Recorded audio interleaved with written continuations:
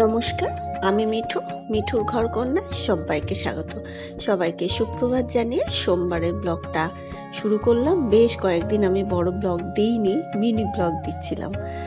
আসলে mini blog না বানানো খুব সোজা, ছোট্ট 1 মিনিটের ভিডিও, এডিটিংয়েরও ঝামেলা নেই, ওই জন্য কয়েকদিন মিনি ব্লগই করছিলাম।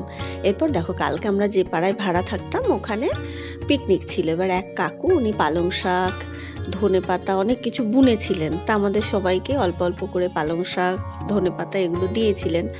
আর আজকে তো আমরা সবাই জানি 22শে জানুয়ারি অযোধ্যাতে রাম মন্দিরের প্রাণ প্রতিষ্ঠা হবে। এবার যে কারণে না আমার ছেলে প্রায় 1 সপ্তাহ আগেই ঘোষণা করেছিল ঘরে যে সোমবার কিন্তু নিরামিষ করবে, মাছ মাংস করবে না। তা আমার ঠিক আছে, তা আজকে যেহেতু নিরামিষ করব তাই পালং শাকটা করে নিলাম। পালং শাকটা কেটে ধুয়ে নিলাম, একটু বড়ি ভাজা দিয়ে বেগুন মটরশুঁটি দিয়ে করে নিলাম। দেখো একদম মানে সার ছাড়া শাক তো দিয়েছি, তো একদম কিছুক্ষণের মধ্যে গলে একেবারে মাখনের মতন হয়ে গেছিল, মানে শাকটা খেতেও খুব সুন্দর ছিল। তারপর এই ঘরের চাদরটা চেঞ্জ করে দিলাম, দুটো আর একসঙ্গে চেঞ্জ করব না, এই ঘরেরটা করলাম আর ছেলের ঘরেরটা কালকে করব। আর আজকে অনেক কাঁচা আছে, চাদরটা আজকে আর কাচতে পারবো না। কালকে যেহেতু পিকনিকে গেছিলাম বলে আমি বেশি কাচাকাচি করিনি। আর তার থেকেও বড় কথা হচ্ছে রোদ উঠছে না, তা কেচেই আগেরগুলোই শুকাতে পারছি না, তার নতুন করে আর কি কাচবো বলো। যে কারণে আজকে অনেক কাঁচা আছে। এবার এই যে এরকম না বড় বড় 2খানা কম্বল আছে, এগুলো আমরা শিলিগুড়ি থেকে কিনেছিলাম। এইটাকে এই যে কভার পরানো আছে, এটা ছেলে নেয়। আরও একটা বড় আছে, সেটা আর বের করিনি, কারণ আমার খুব অসুবিধা হয়। এই যে কভারগুলোও না মোটা মোটা কভার পরানো, তারপর তার আবার কাঁচা, যে কারণে ছেলেরটা বের করেছে। আর আমার ওর বাবার দুটো ছোট ছোট, আমরা আলাদা আলাদা নিই, ওর বাবা দুটো নেয়, আমি আলাদা নিই, তাতে শীত চলে যায়।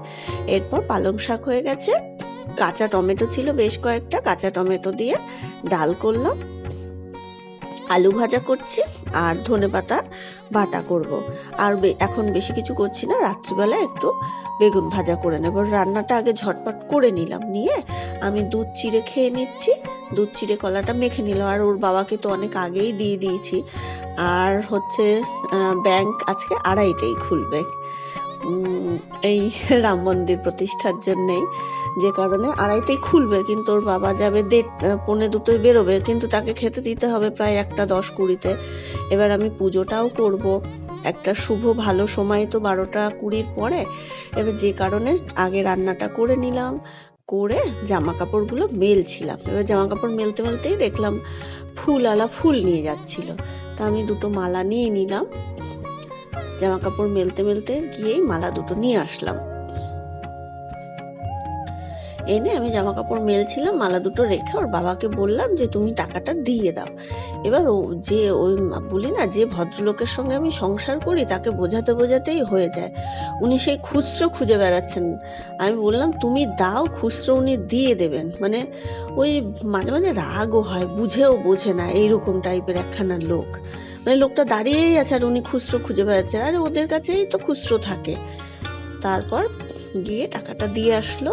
আজকে দেখো একটু রোদ আছে, বেশ কয়েকদিন বাদ দিয়ে আজকে রোদের একটু তেজ ছিল।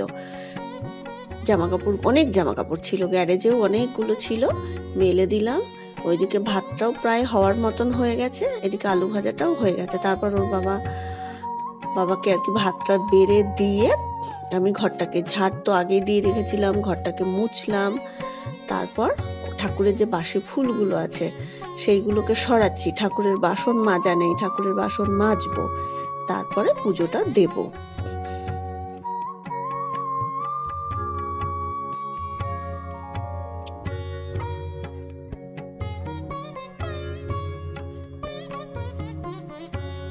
ঠাকুরের জায়গাটাকে ভালো করে মুছে নিলাম। আর যখন খুব ঠান্ডার মধ্যে আমি চুলটা ভেজাতাম না, একদিন ছেলে করতো একদিন ওর বাবা করতো, তখন কি বলতো ওরা এত মুছে ফুছে চারিদিক এত ভালো করে করতে পারে না, ওই জল মিষ্টিটা দিত তাতেই অনেক।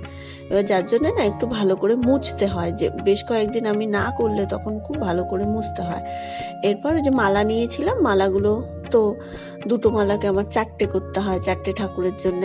তারপর ঠাকুরকে গোলাপ জল স্প্রে করে দিলাম, দিয়ে তারপর মালাগুলোকে গেঁথে চন্দন মাখিয়ে সব ঠাকুরের গলায় মালাগুলো পরিয়ে দিলাম, দিয়ে ঠাকুরের সামনেও বাসি ফুলগুলো সব সরিয়ে দিয়েছিলাম। আজকে যে ফুলগুলো নিলাম সেইগুলো দিয়ে সাজিয়ে দিলাম। আর কি বড় বড় ফুলগুলো দেখো, মালার ফুলগুলো দেখেই ভালো লাগছিল।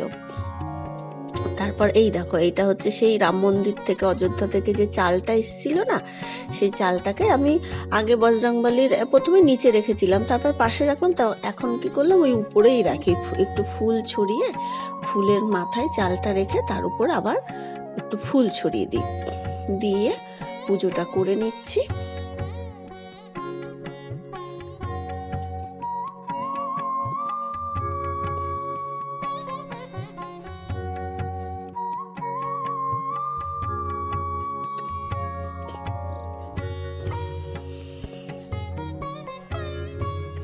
আজকে আর গাছে একটাও জবা ফোটেনি, তাই কোনো ঠাকুরকে দিতে পারলাম না।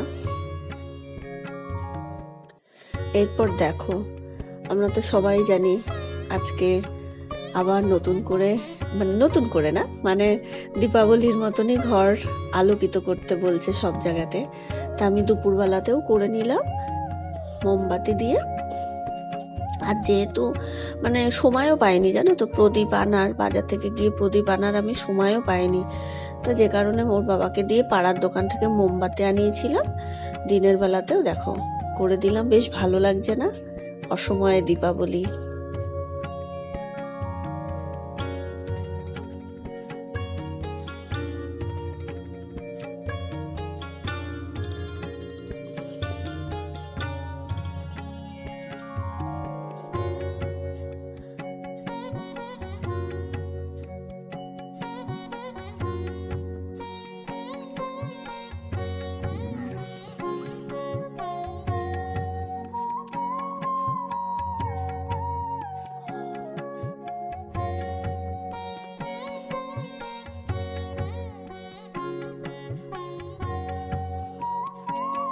এরপর দেখো মোমবাতি জ্বালিয়ে পুজো টুজো দেওয়ার পরে তারপর আমি খেয়ে নিচ্ছি। আমি আর ছেলেকে দিয়ে দিয়েছি, ছেলেকে সাইডে খাচ্ছে। তারপর আমিও খেয়ে নিলাম। ধনেপাতা বাটা, পালং শাক, আলু ভাজা, ডাল খেয়ে দে তারপর দুপুরবেলাটা রেস্ট করলাম, জামা কাপড় টাপড় সব তুলে নিলাম। তারপর দেখো আবার সন্ধ্যাবেলায় মোমবাতিগুলো জ্বালিয়ে দিলাম, একটু ধুনো জ্বালালাম, খুব ইচ্ছা করছিল, বেশ কয়েকদিন ধুনো জ্বালানো হয়নি। গোড়গুল, কর্পূর, ঘি দিয়ে ধুনো জ্বালিয়ে নিলাম।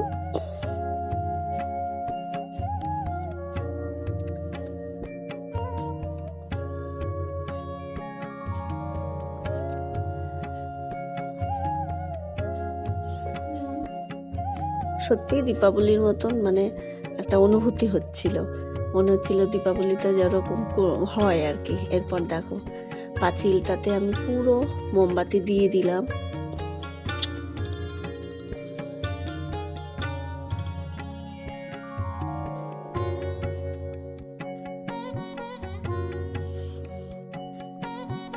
আর পাশের বাড়িতে দেখো রেনুদিদের বাড়িতেও ওদের তারাবাজিটা যে ছিল, ওরা বেশ তারাবাজিটাজিও জ্বালাচ্ছিল। অসময় দীপাবলি একটা অন্যরকম আনন্দ হচ্ছিল। তারপর আমি হনুমান চালিসাটা পড়ে নিলাম। তাহলে আজকের মতো ভিডিওটা এখানেই শেষ করছি। কেমন লাগলো প্লিজ একটু কমেন্ট করে জানিও। ভালো লাগলে ভিডিওটা লাইক করে আমার চ্যানেলটা সাবস্ক্রাইব করে দিও।